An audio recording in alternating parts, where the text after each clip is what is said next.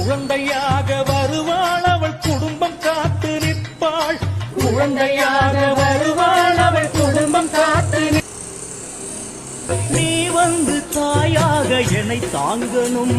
உன் மடி மீது தலை வைத்து நான் ஏங்கணும். சலனங்கள் இல்லாமல் மனம் தூங்கணும்.